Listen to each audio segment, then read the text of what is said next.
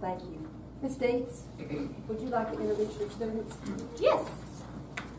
I have 5 Sewanee students to lead us in the pledge today. I have Mia Casey, Bella Barnes, Bryson Barnes, Nora Jackson, and Susie Camp. Can you squeeze in there?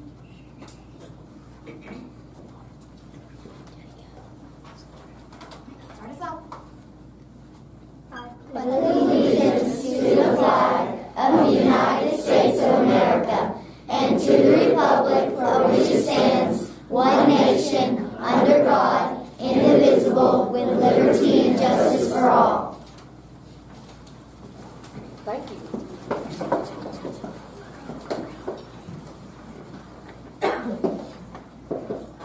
We're pleased to have everyone. Apologize that we don't have a big enough room nor enough seating for you all.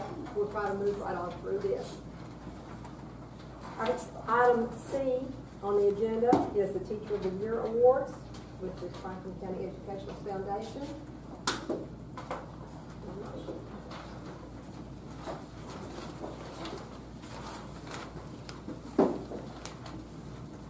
Hello, I'm Eric Van Zandt. This is Stacy Edwards.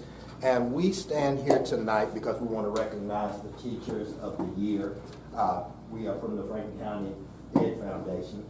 And we just want to commend you for the great job that you have done representing our school district and serving our children. And so we're going to ask you, if you will, come forward, all the Teachers of the Year, if you will come forward when I call your name. Michelle Boswell.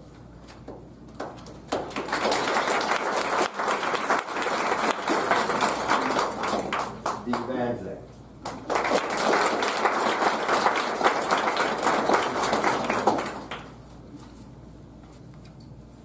Emily Zell.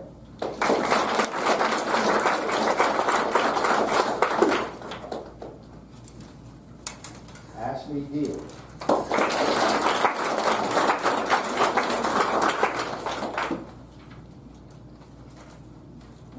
Julie Stewart.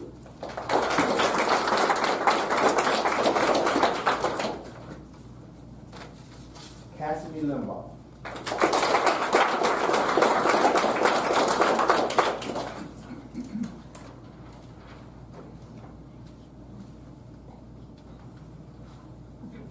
Harley Davis.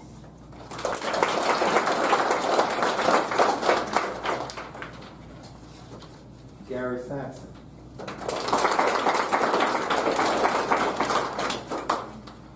Wanda Stubblefield.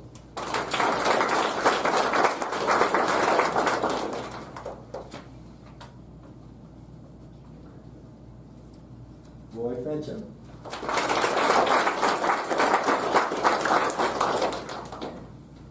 Melanie Garner.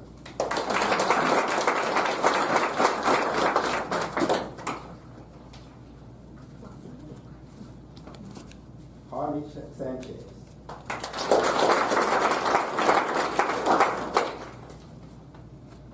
And Jessica Stewart.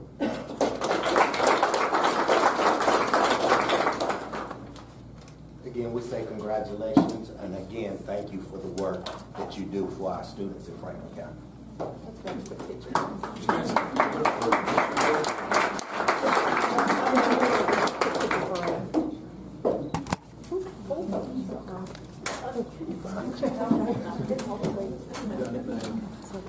Fire. Sorry.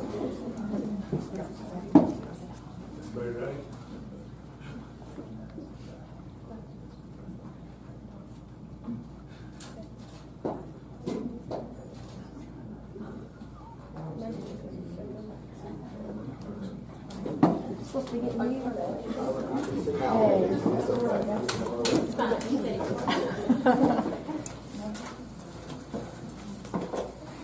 Thank you. Congratulations to everyone too. I think we have a couple of requests to address the board tonight. Ms. Carrie Crabtree, are you with us? Yes. You'll step up. I'll just remind you that you have 5 minutes. Okay. I'm nervous, so if I stumble. On January 23rd, 2024, I made a phone call to 911 that will forever change my son's life. For a couple months, I'd noticed signs of mood swings, depression, anxiety in Jack. I made a couple appointments with a psychiatrist only to cancel them because he didn't want to go, and of course I couldn't make him. His pride kept him at first from acknowledging he needed a little support. Finally, I convinced him to try it and made an appointment for Friday, January 26th. On the day of the incident, everything was fine. Then his 2 puppies escaped from the house. Our neighbors always made such a big deal when this happened, and Jack was worried that someone would call animal control. He decided to get in his truck and go around the neighborhood looking for them. At this point, his truck was stuck in the mud due to all the snowfall in the last couple of days. This really upset him, and he proceeded to get very agitated and upset. I've seen him like this a couple times before, but this was the worst. I won't go into details, but I was concerned enough for his well-being that I made that call asking that crisis be sent to my home and that he be taken to the hospital for evaluation. This incident was grossly mishandled by the Sheriff's Department, especially the unprofessionalism of an SRO who works at the high school, and resulted in his being charged with criminal offenses, but that's another story. The next week upon return to school, Jack was called out of class to the office. He was then informed by, Dr. Alsop, who was informed by an employee of the Sheriff's Department unlawfully, that he was suspended for 5 days and was remanded to behavior modification classes for an indefinite amount of time. As soon as I heard this, I called the juvenile court at the Sheriff's Department. I asked if they routinely or always notified the school system of an event such as this. Leanne Zimmerman said absolutely not. The news of the incident soon made its way across the county as well as surrounding counties, as I had people calling and messaging to report what they had heard, which could not have been farther from the truth. The way this was handled by the school system officials is beyond my comprehension.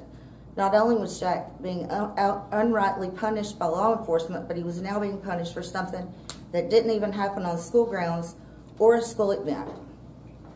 This has made a lasting impact on Jack's mental health, social life, grades, reputation.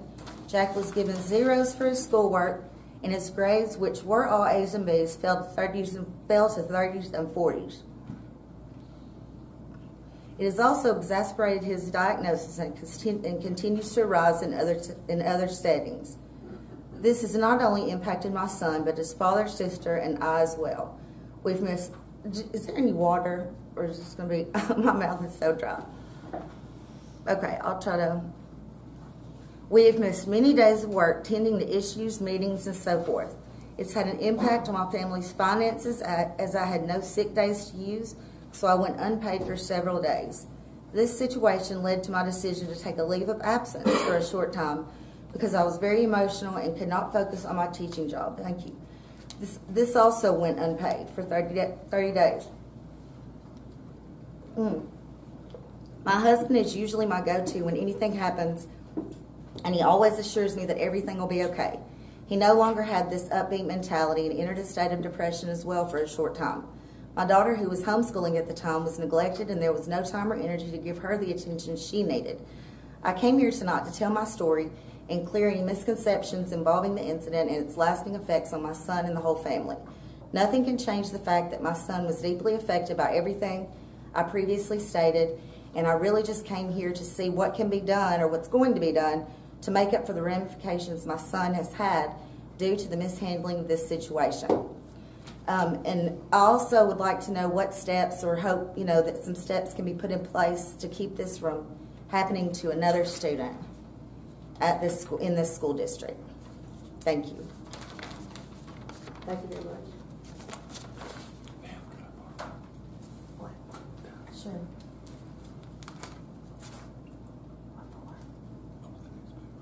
Oh, no.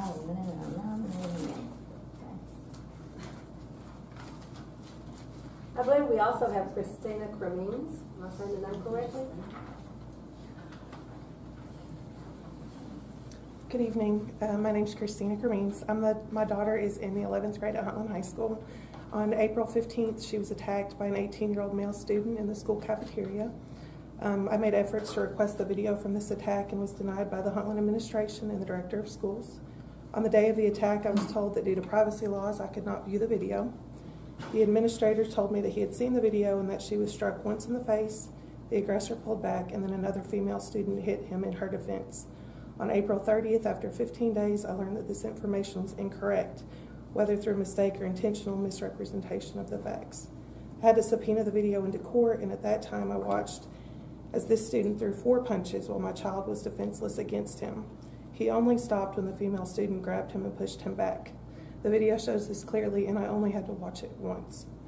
The administration states that they hadn't watched the video closely at the time that I was given that report, but they had 14 days to correct this information and failed to do so. I've spoke to them several times since after the events, and they never mentioned that. Had I not engaged the legal system, I may never have known what actually happened. The incident clearly shows why I should have been able to see information about my child who was injured on the school's watch. I can't trust that information provided secondhand will be accurate, or that misinformation will later be corrected. Whether it was 1 punch or 4, it was an egregious attack, but the rage behind continued hits is more severe, and I should have known that that threat existed. Her doctor should have been informed that instead of 1 blow to the head, that there were potentially several hits to the head. The school's actions that day and the days following did not protect my child. The policies in place preventing access to video footage are crippling parents' ability to advocate properly for their children. And I can tell you for a fact that not all school districts prevent parents from watching videos. I'm happy to give specific examples if needed. Also, the discipline policies following this event were not followed, in my opinion, or if they were followed, I don't feel like they are protecting the children in our schools. This individual was going to be allowed back on the same campus 3 days after this attack with an order of protection in place and bond conditions that clearly state he's a threat. They have a class together, and the school's plan would have been to place on opposite sides of the classroom. Yet in a cafeteria full of people, this student was able to get 4 hits in before a student, not an employee, was able to intervene. How would she be protected in a classroom where he has close access? How can the school expect her to return to the same cafeteria and sit a few tables away, knowing this threat exists? And how can the school violate a court order prohibiting contact? I don't understand why the student wasn't sent to alternative school. He's likely going to be allowed to play football next year and represent his school as an athlete. My child will have to sit and watch as he's praised as a senior student athlete next year. Every student who watched him hit her will have the message that this behavior has little to no consequences. But an offense such as drinking alcohol on school grounds is an automatic 45 days in alternative school. Bringing a dab pen can send students to alternative school, but a boy punching a girl in the face only warrants 3 days. I agree those other offenses are bad, but what kind of message are we sending to these young men and women that a dab pen or a swig of alcohol is more dangerous than a young man punching a girl repeatedly in the face? I would ask the board to consider watching the video of this assault. Ask yourself if 3 days is enough punishment for this young man. Pay attention to the complete fear on my child's face as his fist comes toward her for the first time. Ask how you would feel if this happened to your child. You asked for information and were told something, and then learned 2 weeks later that it was not accurate. Ask yourself if you would want your child to attend a school where this can happen and the consequences be so minor. I'm not here to bash the school or the administrators. I'm here to ask for changes so that my children and other children are protected moving forward. I beg you to consider changes to parent access to videos of assault, changes to discipline policies for assault, and changes to policy concerning orders of protection between students. Thank you for your time. Thank you.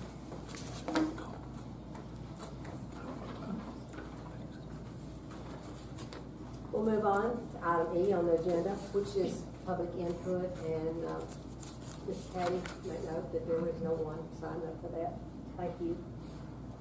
Item F is approval of the agenda. Board members, please take a look at the agenda, see if you have questions. Motion to approve. Second. Motion to approve by Mr. Williams, second by Ms. Schultz. All in favor say aye. Aye. Opposed? That motion carries. That takes us to item G, which is approval of the consent agenda.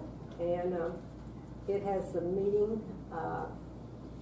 work session minutes, as well as the board meeting minutes, and there are a couple of field trips on there. If we don't have questions about those, we'll entertain a motion. Motion to approve consent agenda. Second. Motion to approve by Mr. Williams, second by Ms. Schultz. All in favor say aye. Aye. Opposed? That carries as well. Dr. Coleman, that brings us to the director's report. Right, so first of all, each month during our board meetings, we spotlight our partners in education, those community businesses that take part in our schools and helping us and supporting us. And so tonight we have two. The first is going to Moore Court Funeral Home. We appreciate Moore Court and all that they do as they partner with our school.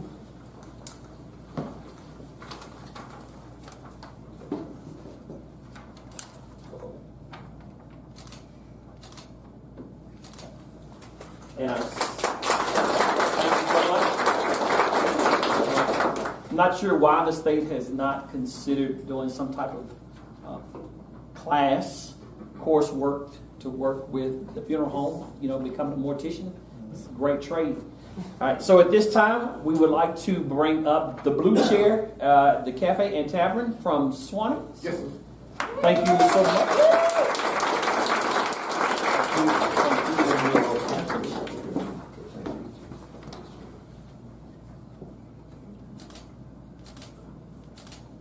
Thank you. Thank you very much. All the kids get free ice cream for their birthday. We super appreciate all that they do.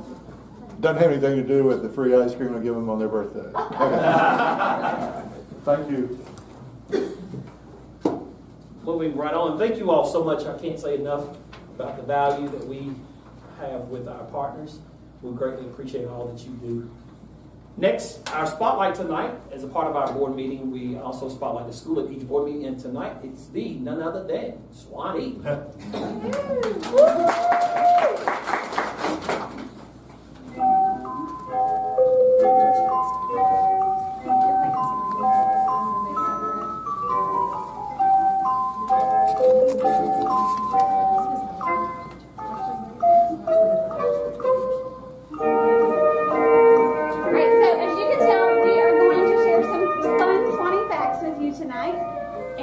Working with our kiddos and with our teachers, we have decided to use the Jeopardy theme to see how much you all know, and our students will help you, about fun things that happen and unique things that happen at Sewanee Elementary School. From the stage at the Franklin County School Board, this is Jeopardy! Sewanee Edition. Here are 4 Jeopardy contestants. A 4th grader that is aspiring actress and future teacher, May Polanski.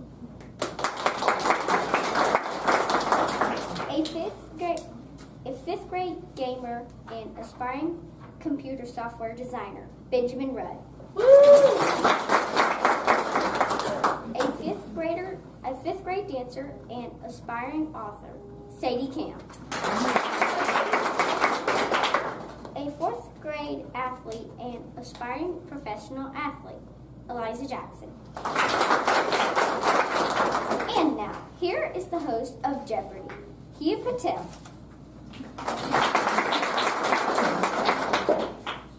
Thank you, Kason, and welcome to the special edition of Jeopardy! Here's Jeopardy round, where we have categories for you. In this round, we have Sewanee traditions, extra, read all about it, working together, and are you moving? May, you start us off. Can I have Sewanee traditions for 300, please? Batik art and animal care are examples of this fun tradition at Sewanee Elementary School. What is Friday school? Skill or pick up a potential hobby? Welcome to Friday School. SES is blessed to have many volunteers come and share their passion projects with our students. 4 Fridays at the end of the school day.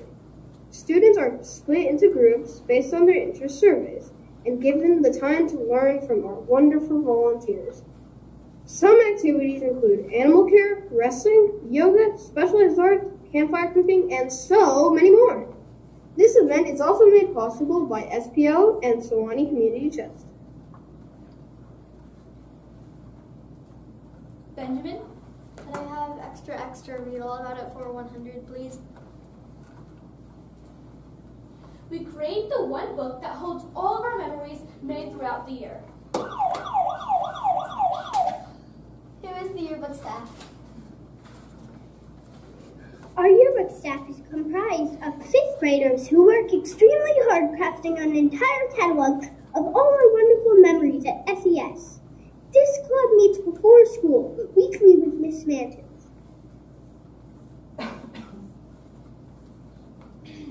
Sadie? Can I please have working together for 400, please? We are funded by the Community Chest, which is fully funded by community donations. With this money, we provide teachers with money to spend on their classroom, support the library, play for field day movie, sponsor the verse parade, sponsor Friday school, and many other things at SES. We have also purchased a new kiln for art, provided new landscaping, provided a new bike area, just to name a few. We also organize a monthly luncheon for teachers, a school beautification day, and organize volunteers for many school events. What is Sewanee Parent Organization?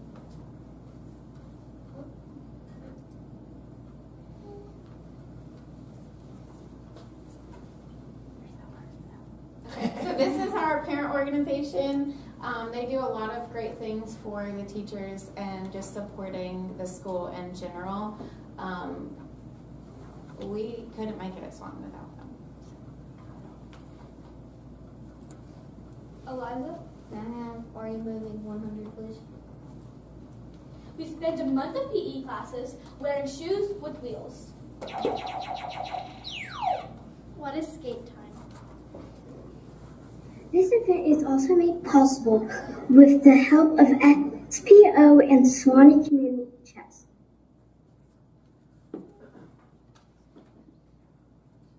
Benjamin? Could I have extra read all about it for May? Can I have Sewanee Traditions for 200, please?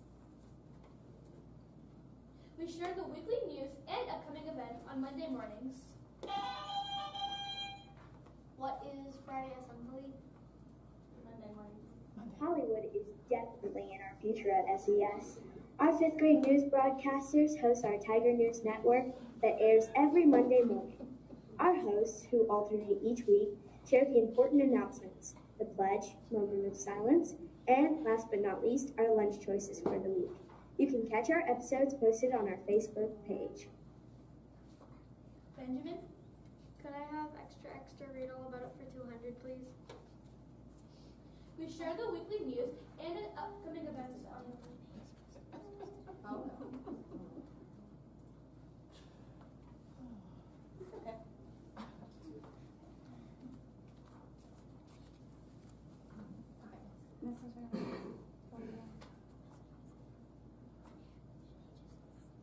Just start with say good. Can I please have working together for 200? Began in 2017 by SCS Parent and supported by the Sewanee Parent Organization. This group works to educate our children on the positive impact of sustainable practices for the future good of the earth. What is Tigers Don't Leave Tracks? This group of parents work hard to organize events throughout the year. They organize a Halloween costume swap and a cleat swap for the SES community. They also make sure that bike clinics are offered in order to lead up to the annual Bike to School event. Other opportunities they provide is activities for Earth and Arbor Day, as well as partnering us with the University of Tennessee for the White Apron Project.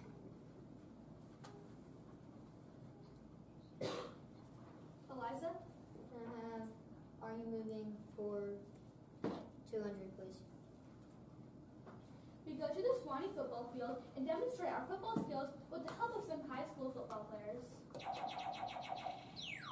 What is Punt, Pass, and Kick? This is Coach Camp's fall activity. He organizes field day in the spring. May? Can I have Sewanee Traditions for 100, please? Whatever the weather, children are encouraged to play, explore, and learn the forest environment.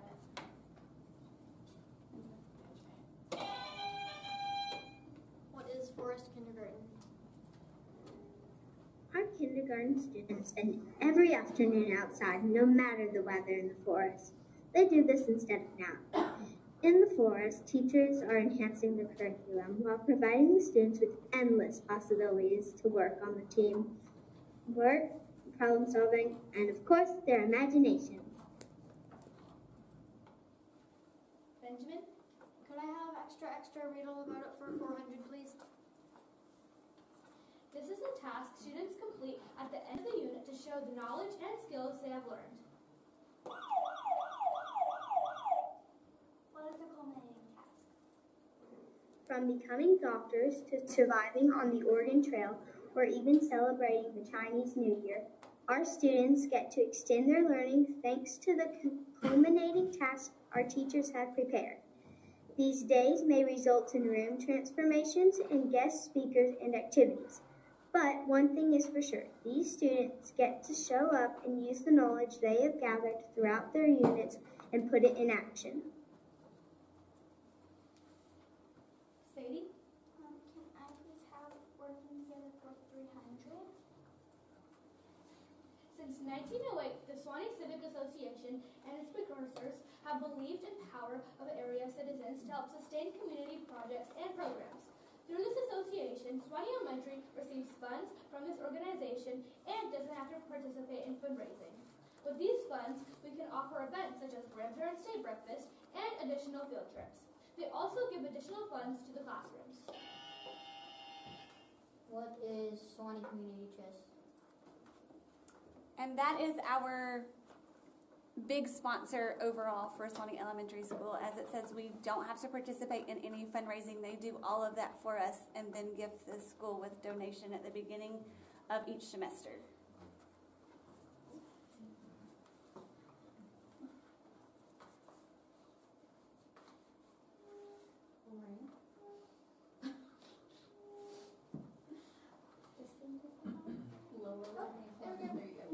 Eliza?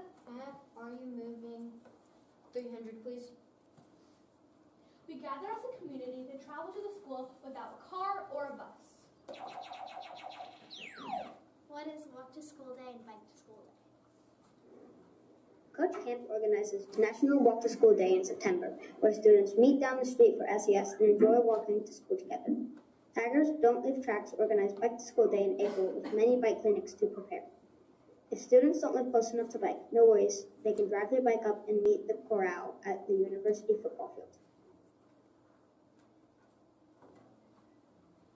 Benjamin? May. So many traditions for 400, please.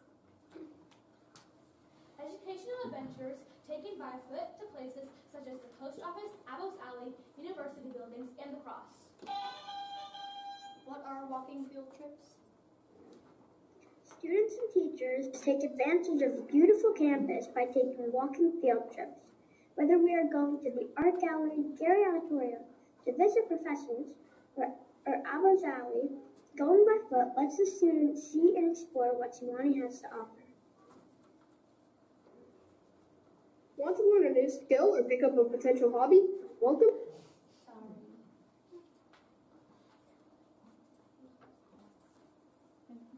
Benjamin? Could I have extra read all about it for 300, please? Make sure you have the right ticket so you can enjoy all the fun and games when TCAP is finished. What is the TCAP Carnival? Our SES students leave it all on the table for testing. Students earn their way to the carnival by putting those testing strategies and a good work ethic to the test. Thanks to our volunteers, teachers, staff, and SPO, our parent organization, students are able to enjoy a carnival filled with games, prizes, water slides, bounce houses, and of course all the carnival snacks you can handle when testing is over. Sadie? Can I please have working together for 100, please? Which community partner provides SES students the opportunity to visit the art gallery, have Asian art lessons, visit the farm, picnic in Abos Alley, and perform on the Gary Auditorium stage? What is Sewanee University of the South? One of our greatest partnerships is with the University of the South. We at SES are so incredibly fortunate to have this partnership that allows us to have access to the auditorium for school plays, the track and field for many PE events, and also access to many professors on campus that will enhance the learning experience. The university also partners with SES in the form of work studies. We have many students that come into classrooms and assist students and teachers in their everyday life at school.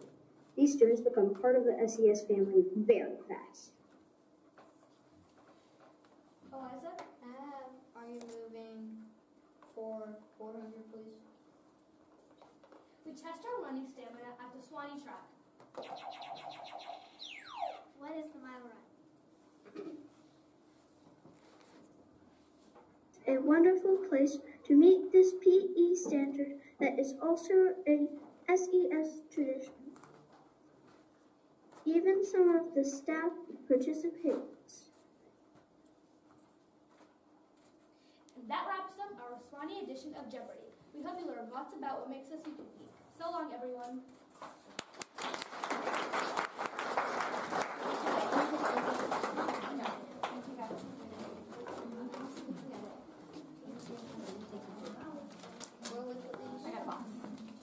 Thank you all so much. Thank you for having us.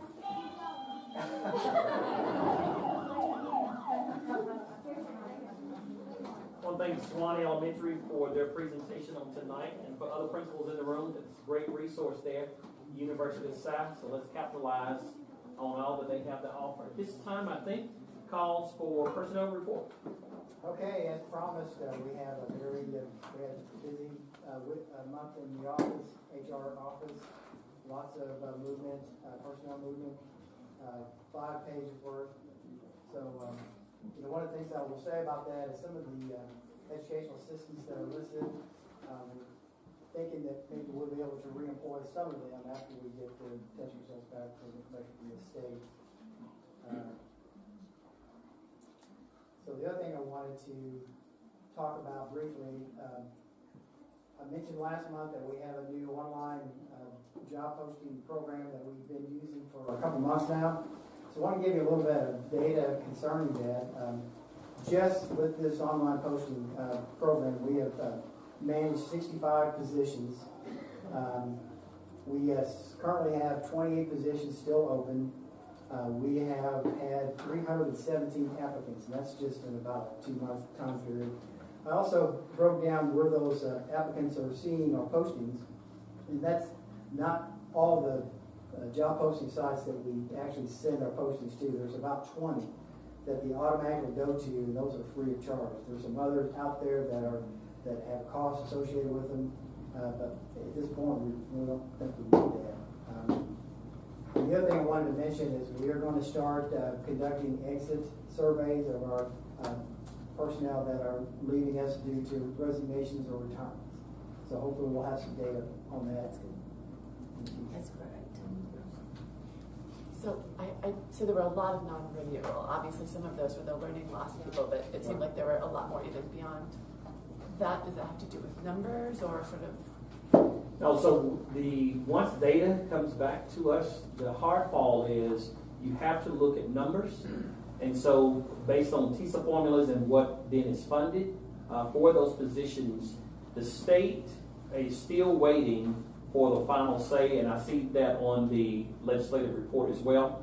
One of the driving pieces is that of those students who are promoted to 4th grade. There's now a new path that will be once the governor signs off on everything, and then once that path is decided, then and once the data is in they say early July, we can't bank on that because then we have to calculate how many folks that we can bring back aboard. It is hard to know that people are leaving here in May, and there might be a position in July, and there may not be a position in July. So the short story is it depends on the funding. Yes. I know we have a lot of positions here. Are all these people given the opportunity, I guess, to speak with someone about why they're not renewed? Yes, that's a part of the exit survey. That's a part of the exit survey. Excellent. So there's an exit survey for the non-renewal people as well as those who are retiring? It's for retirement and then those that are leaving the system. Non-renewals, I mean, it's really for educational assistants here in this county, we call them non-renewals, but they're really in the contracts because it's a yearly contract from year to year. Dr. Holman, now is this a survey or are they gonna get to come in and speak with you? Yeah, one of the questions on the exit interview says, would you like to speak to someone? Okay. And then it specifies the options that they Okay. have. Absolutely. I think that would be very beneficial to Oh, our yeah. county and our employees. Absolutely. A lot of people are nervous, and so it'd be nice to have that option. Thank you, sir. That moves that gets us on down to the legislative update, Ms. Maheski. So the General Assembly has adjourned. I won't go into the whole list of things that passed or didn't. I'll just touch on a few of the big things of general interest. The Education Freedom Scholarship Act is off the table for this session. As discussed before, the Senate and the House's versions were too far apart for them to come together. However, they kept the $144 million that they had allocated set aside, so we should definitely expect for this to come back around next year. My guess is, because I think they don't, if I remember right, they don't have to abide by the sunshine laws, even though we do. Is that right? Anyhow, so I'm sure that we will see this again next year. The money is already there if they decide to do this. But for this coming year, it's not. As you may already have seen out somewhere, the bill that would allow faculty or staff members of a school to carry a concealed handgun on school grounds did pass. And I think that maybe Dr. Holman, you've said some things about this. I don't know if you want to say anything. Yeah, I'll be glad to. That we're going to release our statement that no teacher in Franklin County School Districts will be permitted to carry guns in our schools. We're going to continue to rely on the support of our Sheriff's Department, as those are the trained professionals who that's their line of work, and our attention will continue to be on instructional expectations. Thank you. And then fourth grade retention, which Dr. Holman touched on as well. So again, the House and the Senate had slightly different versions.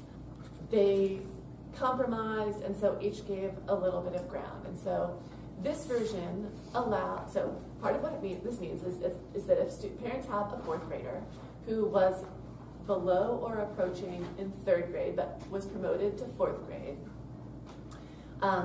obviously if they are meeting or exceeding standards in fourth grade, they're good, they're golden. They move on to fifth grade, woo, yay! If they do not, there are still possibilities. One of them is this a conference committee. So a parent or parents or guardians, the ELA teacher, and the principal will meet and discuss the student. And so this sort of brings back in the choice and what they see in a student, because we all know that students are a lot more than just how they do on tests. We all hope that we're more than numbers, right? And so as long as two of those three groups agree, then that student can move on to fifth grade. They would still need to have the high dosage tutoring, but there is a path, and it means that fourth graders, as long as two of those three groups agree, would not have to be retained. And I don't know if there's anything to add. I don't know if there's a separate pathway if they do summer school and retesting, like I don't know. Well, there's several caveats to this, because one, the governor still has not signed this piece.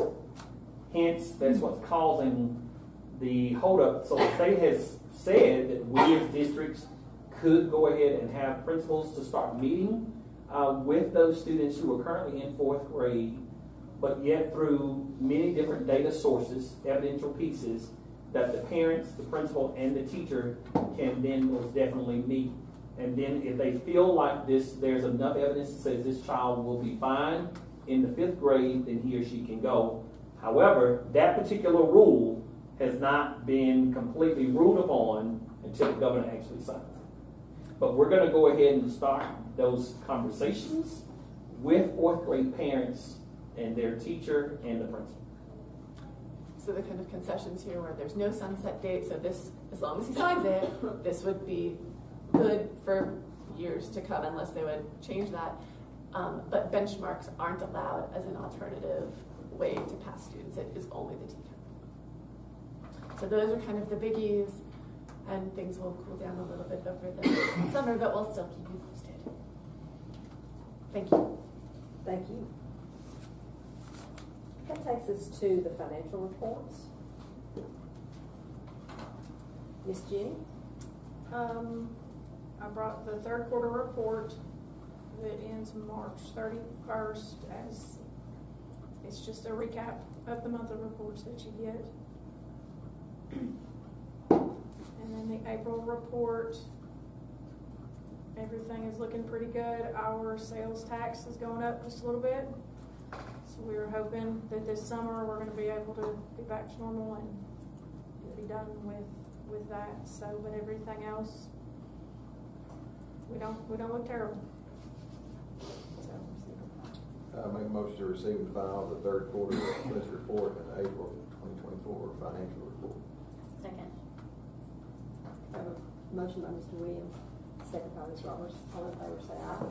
Aye. Opposed? That motion carries. And also, I believe we have a budget amendment, Jenny. We have two budget amendments. For the most part, these are just cleanup amendments, adding in the summer camp that was approved through E-Plan. The only major one is the very last one on this page right here, and this is the money needed to do the complete Huntland roof. We bid that out last month. The total bid came to just over $851,000. Are you on The second page of the budget amendment 2? Budget number 1. Budget amendment number 1, the very last page. I think it said number 1, didn't it? Yes. Yeah, number 1. So the full bid was $851,000. That is doing every roof that needs to be done, plus the contingencies and the removing of the chimney. We have all but $185,000 of that budgeted already. So we are requesting to move $185,000 out of fund balance so that we can get that bid awarded and hopefully done before school comes back. I'm also getting ready to put about $185,000 that we had budgeted back because we are not going to have to pay back the EESI train loan this year. We had budgeted $185,000 to start that repayment. We're not going to have to start that in fiscal year 24. We won't start it till 25. So we're going to wash those two. So that was really good timing. So that good job. Right. That was really good.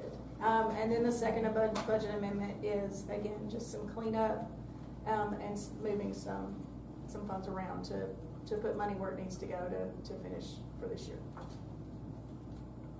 Motion to approve the May GP budget amendment 1 and 2. Second. Motion by Mr. Williams to approve budget amendment, second by Ms. Schultz. All in favor say aye. Aye. Opposed? That motion carries as well. Takes us to item K, which is old business, and that is the proposed budget. Dr. Holman? All right, so on the budgets I've been working with Ms. Phillips, we get our monthly TISA reports, and from March's estimate that she had put together a preliminary budget, once the April dollar amounts came in, it was a $2 million difference that was lessened, and so that's why we've gone in and made that adjustment to show on there. You will see that we have a budget that includes 5%, but also a budget that includes 3%. Reason for that, over the next 3 years, in order to meet at the governor's minimal salary for the $50,000, over the next 3 years, there would have to be a total of 12% increase in salaries. Now, how we as the District County Commission work together to get that 12% will be something that we'll most definitely want to work very fervently to do, such that if you do 5% this year, then we know that you then have 7% left that you'll need to make up within those 2-year periods. With that, the other piece with the budgets, and I'm sure she'll be speaking about this in a minute, we've in the last month have encountered quite a lot of inconsistencies from the State Department, where we've had some fundings based on the federal, the federal program, the state did not update their formulas since 2017. As a result of that, because they did not update their formulas since 2017, there were some districts that were overpaid down through the years and some that were underpaid. Have you know, we were one of those districts that were overpaid. So the state has then considered what is called a smooth payback, whereby we will have to, for the next 7 years, be decreased $25,000 for our Title I funds. Not to mention the cuts that we already will receive for next year. Then we also learned that our IDEA funding, likening to that, was the same, and so therefore over the next 7 years for our IDEA, we have a soft payback of $10,000.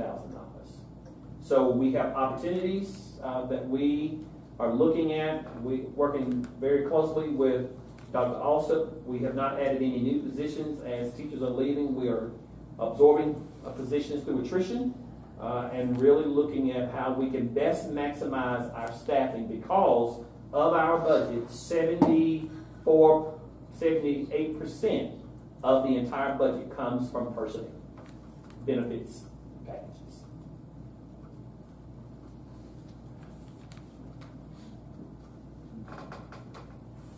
So the $25,000 is a decrease every year. Every year for the next 7 years. And is the IDEA also a decrease, or we have to pay them back? Decrease. I mean, it's a decrease. We're going to not get $10,000 every year. For 7 years. Right. So basically, so there's in part there's a decrease in, and is what we're going to be getting lower than what it was? It could be. Also? We never know until the year of. We started getting very suspicious when normally our title allocations come to districts in late February or March. We were sitting in a superintendent's meeting in April, and everyone was wondering why we had not gotten any allocations.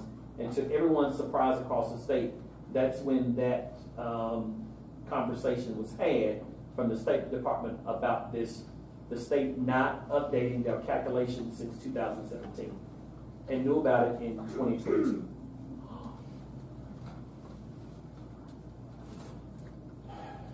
That seems kind of scandalous. But at least they're allowing a smooth payback. Had you been in this office for that, how many weeks have we grabbed trees? And honestly, I say that you have to laugh and keep from crying, because we are sitting behind closed doors trying to figure out how do we continue to adequately support our schools, because even with the unbeknownst additions that we get from TISA funding, outcomes are truly, you never know what those are going to be from year to year. And so you're playing on the premises of a have, and you might have, and you may not have.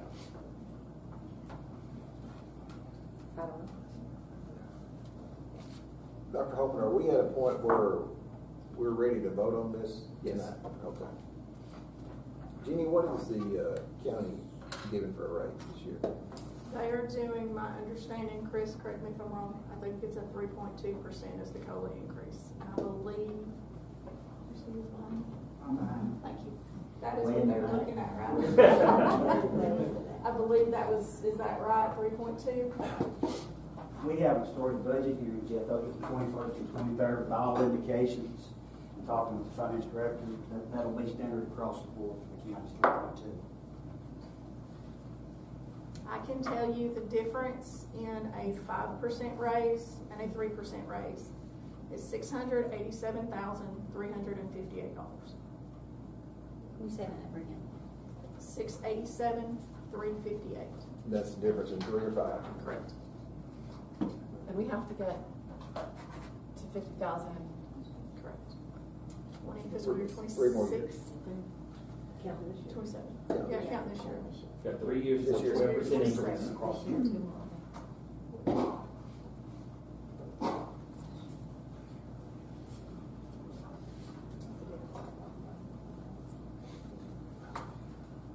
What was the difference in It should be that $687,358. the fund balance? That budget that you're looking at includes the $308,000 that you were requesting from the county commission.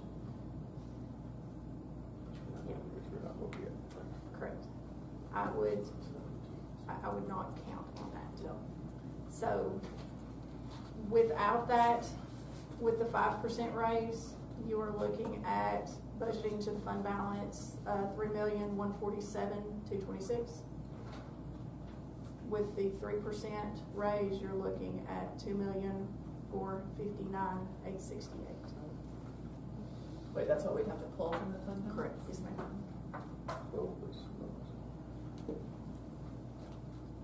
What was the 5% again? 3,147,226. 147. Yes. No. 700,000. 678,000. 687. Yeah, 687.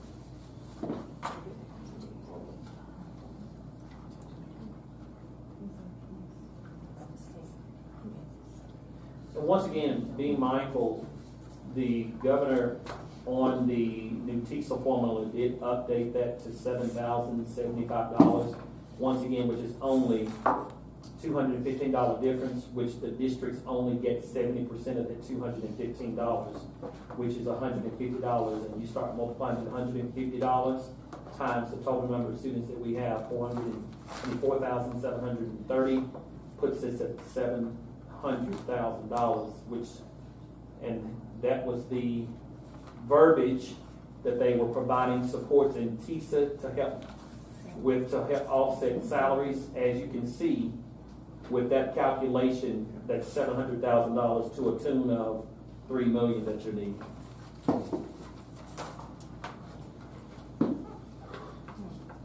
Motion to approve 24-25 proposed GP budget with the 3% raise. Second. We have a motion to approve the budget with 3.2% raise. Is that correct? With 3%? It was, I did a straight 3% in that particular budget. Second by Ms. Short. I have a question. Discussion. So, if we vote on this and we pass, are we requesting a portion come from county commission? You are, in this particular one that you are going to still request that $308,000. I am going to ask though, we can either bring it back if they say no, or you can make a motion to request the 308, and if they don't accept that, to move forward with reducing that revenue by that $308,000 that you're requesting, and then you would not have to come back and vote again. I'll amend my motion to include that. Okay. And I will second that. Any more discussion? We still got you said a total of 12% over. So it'd be 9 whole years. It'll be 9.5 for the next 9.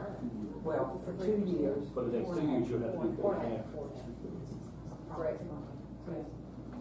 I mean, I guess to me, it seems like if we're gonna have to get there anyhow, we might as well work on getting there sooner instead of later. I mean, yes, we could do it at the end when we have to, but if there's a way that we can pull this off sooner. Right now, we're covering our mandated salary requirement this year. Next year, we may not be. So my thinking is I'd rather go to them and say, we have to be at X versus right now, just give us 5. That was my reasoning for that. And we're already probably going to feel the sting of losing title and IDEA funding. I guess part of what I'm wondering, so like we have this goal, but it's not even just a goal that we've set, it's a goal that the state has set, right? And so we're gonna have to get there like everybody else. And one of the things that we continually talk about is this teacher shortage, right? So it seems like if we can make a slightly bigger leap sooner to where we have to get anyhow, whether anybody likes it or not, it could benefit our teachers who are with us now and filling any open spots, because ideally we might be slightly ahead of the curve if we make a slightly bigger leap now. What is your plan for this $678,000? coming up with it. For supporting it. I mean, but we have to get that, like, I mean, so if we're in the same place 3 years from now, like, it's not like we can say, no, we're not gonna pass it, you know what I mean? Because it's gonna No, be. in 3 years from now, it will be, the county commission can't say, no, we can't pass it if we can't afford it. Now, it might result in a tax increase, and we'll be the bad guys. But right now, that doesn't have to happen. So, we can say 5, and they're gonna reject it, and come back and say 3. So we're just gonna, you're just kicking the can. The inevitability is 3%. I agree. Not to be negative. Well, I'm not being negative either, but I'm just saying, if you send it over, Just and being 5% in it, it's gonna come right back to us.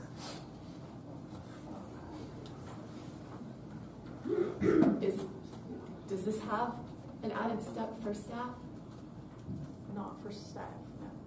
This is just the 24th step for teachers. I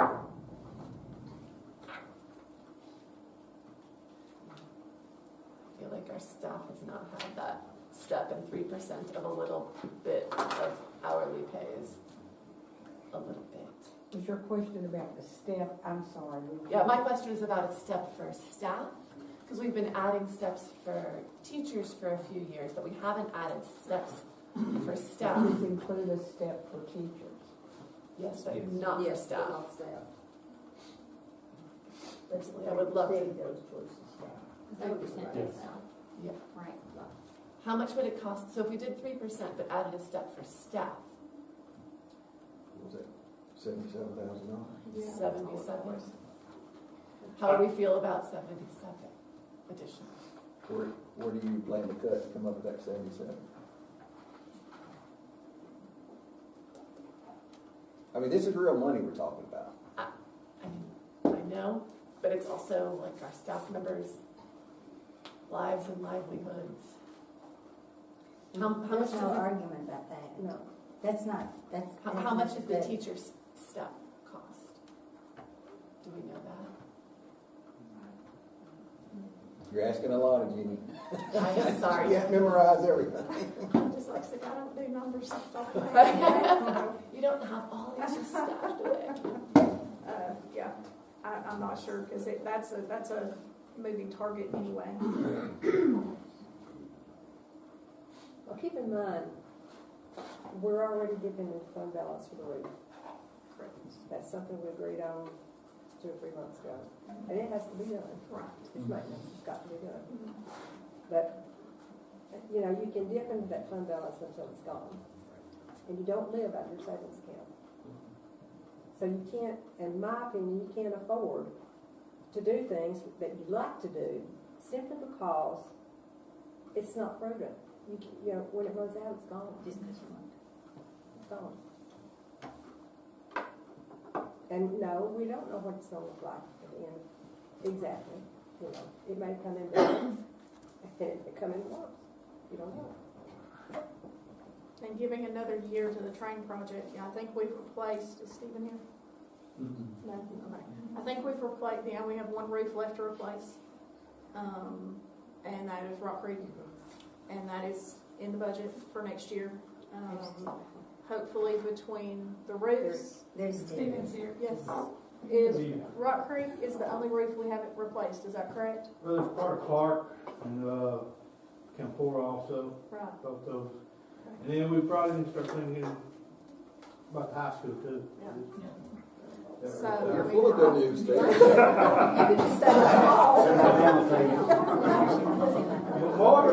things that can't be helped. And those are things that can't be helped. But But I hopefully would with the say, new roofs. Rock Creek is in the most Priority. desperate need for it right now. Yeah. So hopefully with the new roofs, new air conditioning units, that will help with those costs throughout the year. Huntley's new water system is not going to help at all. That has quadrupled the water bill down at Huntley School, or more. It's ridiculous. They put in a sewer system, so now we're having to pay for sewer in Huntland the same as we were So, and we're having to pay for garbage removal because they're no longer collecting garbage at the schools and businesses in Huntland anymore. So it's been one-sided there. So that's not. Is there any optimal. anticipation of increased revenue from property tax?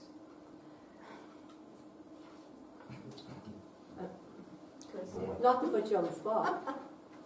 I'm fighting a little bit of a cold, so I apologize for my voice, but there's some, I know in the county budget, when we were looking at it, we collected $200,000 more, which is not much.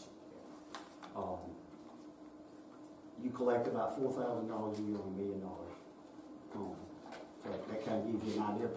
People think that property tax is the big thing, and you see all these houses going up, and you get a windfall. The needle mover in anybody's budget is sales tax.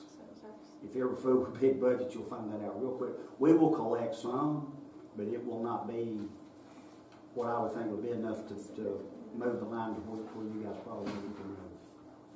Like I said, this last year, there's been enough building to go around in here to keep people busy, 2, 3, 4 years, these developers. And about $200,000 this last fiscal year is the number. Now that doesn't mean that won't keep increasing. I'm not saying that, but I'm saying that's the clip that's about the average here the last 3, 4, 5 years with all the building going on. So this was kind of polled to the finance committee, so they understand what y'all are going to ask for, and they understand probably their train of thought. So I'll be quiet. If you have any questions, I'll answer them. From there, I'll be quiet. Thank you. Anything else? Any more discussion? One other thing, if I might, what just struck me, I appreciate Dr. Holden and his stance on that law that passed, because you can go to all the evaluations you want to, and you can go to all the training you want to, and I know because I was the training officer and a firearms instructor and an active shooter instructor for a long, long time. And the only way you get to where you really can deal with those situations, where am I going? Is you put that stuff on and you go to work every day, you get that experience. No amount of site profiles or any of that training. It helps, but there's nothing that replaces the day in, day out experience of just being a cop. So I believe his training thoughts not only welcome, I think it's the prudent thing to do.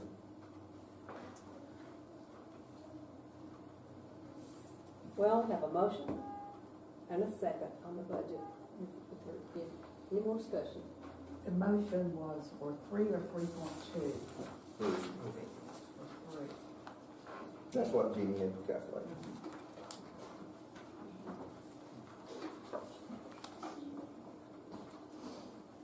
We're ready to vote.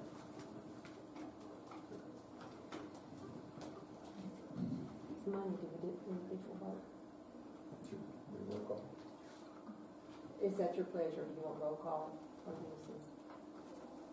Roll call. That's good. Ms. Patty? Roll call.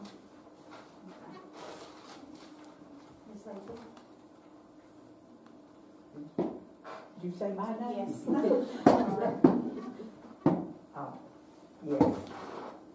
Ms. Jones? Yes. Mr. Cole? Yes. Ms. Walker? Yes. Mr. Williams? Yes. Ms. Schultz? Yes.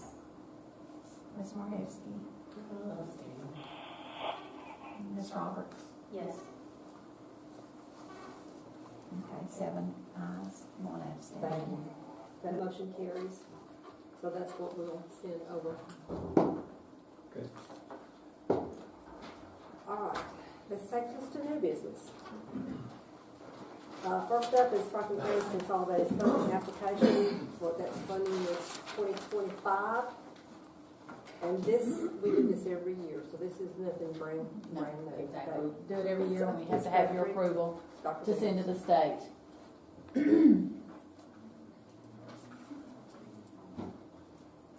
Thank you. Can you go to the first one? Okay. No, second one, I'm sorry. The consolidated funding application consists of both mine and Toby's, the ESEA, which is your Elementary and Secondary Act, and IDEA, which is your Individuals with Disabilities Act, and that shows you what falls under the ESEA as well as under the IDEA. As Dr. Holman told you all, we have taken a decrease in Title I funding this year, as we'll get one every year for the next, I'm thinking now it may be 5, because I think we took a hit in FY '24, they took that away, but anyway, that's what I'm understanding. And Ms. Marheski, in answer to your question, so this year we took a big hit in Title I, $150,000. For the upcoming year. Yes, so that included the $25,000 that they were going to deduct us. So we took a $125,000 cut plus that. So next year we could get an increase of $100,000, but they're still going to take off that $23,000 and some change. So just to sort of make that clear, this shows you the Title I schools that we are covering: Clark, Cowan, Deckard, North Lake, North Middle, Rock Creek, and South. Title II allocation, we got an increase of about $17,000 for this year. This funds our 3 coaches for ELA, math, and then I think Dr. Holman may have told you about our new coach. It's going to be an RTI/intervention coach that goes around to schools and supports those practices in those schools. And then this fund also allows schools to have professional developments based on their needs. Title III allocation, we have a slight increase of $3,600, and this goes to our EL teachers. As we've talked about, our EL population has really increased, and so this $3,000 will be a big help to them. And then Title IV, we also received a decrease there, and we'll also, that's another one that got hit that we'll be seeing decreases. And Title IV is our STREAM initiative. Ms. P, as she's called, goes around to all our schools with a stream van and does all those activities. So if you all have any questions on the ESEA side of this, okay, Ms. Toby? IDEA, we serve students everywhere because we have disabled students at all of our schools. We also serve all of the private schools that are within Franklin County, so St. Andrews, WCA, Seventh-day Adventist. We serve homeschooled students who are eligible for special ed services because they're considered private schools. We pay for our certified educational assistance benefits. We have 1 clerical position. We pay for homebound services. We have more and more students going on homebound. It's really increased since COVID, but due to all sorts of medical conditions. We have instructional intervention supplies, materials, because we have to use scientifically based interventions with our students, which equals money. It's always more expensive if things based on a lot of research. We have special ed contracts with private agencies to do our bilingual assessments for speech, language, and psychological. We have ABA service agency. We have a contracted physical therapist and a contracted occupational therapist and a contracted school psychologist. So we also pay for SPED staff professional development. We have to get any equipment a student may need, such as an assistive technology communication device, and then we have to train everybody on that device. We have assessment protocols and materials, and our assessments and referrals have gone up with the 3rd grade retention law, the Say Dyslexia law, and now the 4th grade. So more and more students are being referred because if they're identified as having a learning disability in reading and need intervention services, they kind of get to bypass being retained. And then we also have just county travel for us to get all over the place for those assessments and services. Our preschool funds from the federal government, even though we have preschools, 4 preschools, is $57,506, which does not pay for 1 teacher, nor does it pay for 2 assistants. It pays for 1 assistant. And then you can see we have our inclusion preschools at Clark, Cowan, Deckard, and Rock Creek. So we pay for 1 assistant benefits, and then we get some instructional materials for their learning centers and some professional development with that leftover monies, but there's not much. That might be the last slide. It is. Oh, okay. Any questions for us? Okay, if you all can approve our CFA for FY25, we would appreciate it. Thank you. Do we have a motion?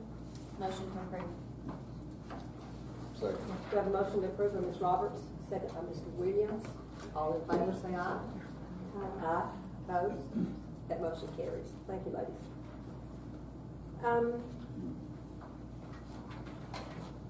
Next up we have Ms. Walker. Excuse me. Can you add the federal and the cafeteria budget to your motion, please? Yeah. Sorry. You want? Sure. Will you want to amend your motion? Sure, I'd like to amend to include with the consolidated funding, the cafeteria and federal budget. And you still No, absolutely, absolutely. do we need to revote? No, ma'am. Just need to make sure that's on the record in there. Okay. Next up is approval of the new chairman for the Sick Leave Bank at PECA. And that is, of course, due to Ms. Foster's retirement, and she was serving in both those capacities, and we now would like to place Dr. Alsop in those two chairmanships. He didn't realize what he was getting into. So we will need to. Motion to approve the appointment of Dr. Austin. Second. We have a motion to approve the appointment of Dr. Alsop, second by Ms. Leachy. All in favor say aye. Aye. Opposed?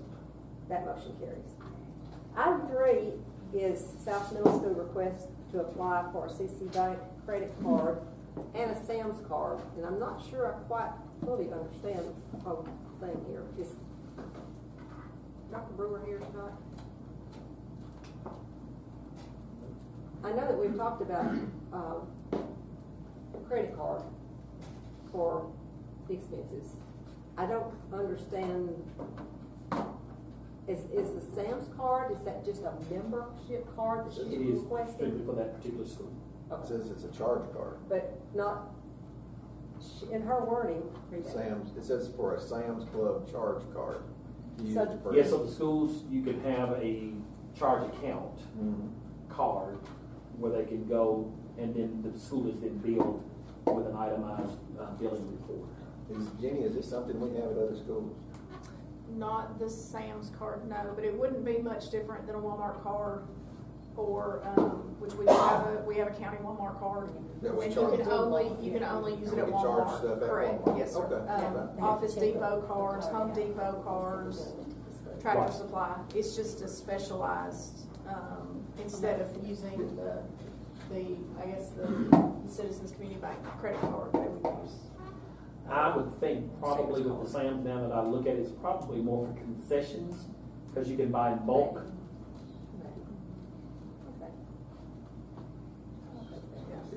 You have a motion? Sure. Motion to approve the request by South Middle School for the Citizens Community Bank credit card and the Sam's charge card. All right, we have a motion by Mr. Cole. Second. Second by Ms. Barhetzky. All in favor say aye. Aye. Opposed? That motion carries. Well, that takes us now to a long list of meetings. They're on the back of your agenda. One that I want to ask about, the May 14th, which is tomorrow night, the county commission, Yes. their educational committee meeting is at 6 o'clock. Okay. I know that senior awards night is tomorrow night at NC, and I don't know, are you planning on being, I know I'll be there. I'll be there too. So, if you all are going, it's fine. I talked to Mr. Anderson on the way to the meeting tonight, and told him I would ask, and he said as long as he has, enough input, he wants to know about the budget. Okay. He wants to learn more about it, so that's basically what that whole meeting Got it. is about it, okay? Okay. And I'm sure you can take care of that. We'll be there. All right. There you go. And you can read the rest of them. High school graduation for Franklin County is the 16th. 17th is Huntland's graduation. County Commission meets on the 20th. The Finance Committee will meet on June 6th. And that will be to consider the budget that we are sending over. That's next week, actually. So the date's wrong? No. That is the regular Finance Committee meeting, but the budget workshops are next Tuesday and Thursday. 21st? Yes. Yeah. Gotcha. And then our next board meeting will be June